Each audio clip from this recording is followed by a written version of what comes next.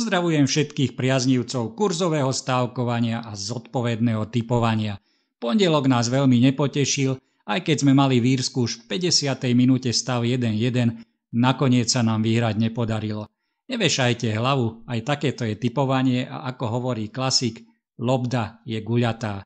Dnes si nadrobím a už v predstihu vám prinášam tip zo Škandinávie.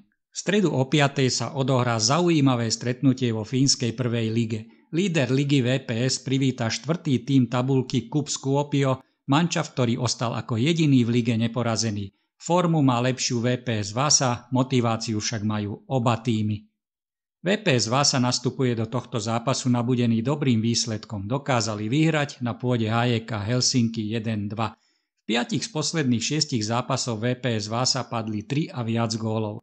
VPS Vasa neprehrala v posledných 10 domácich ligových zápasoch a túto sériu budú chcieť určite predĺžiť.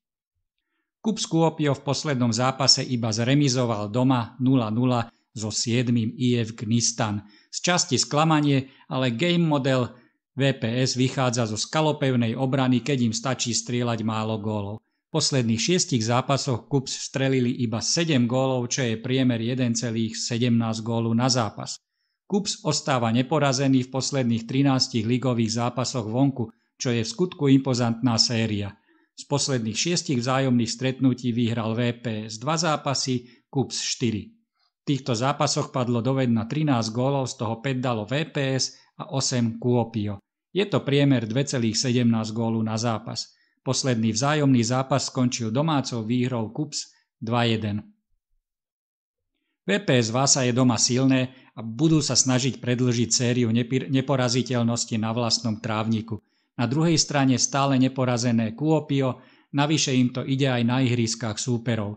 Médiá predikujú remízu 1-1 a ja v podstate súhlasím s tým, že oba tímy skórujú. Avšak myslím si, že jeden z tímov dokáže strhnúť víťazstvo na svoju stranu.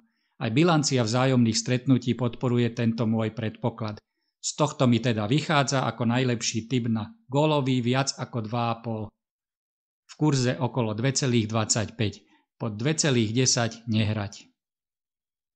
Priatelia, držte sa, zdravia a pohodu želám, hlavne majte pekný deň. So mnou sa môžete stretnúť pri najbližšej analýze, ktorá bude neviem kedy.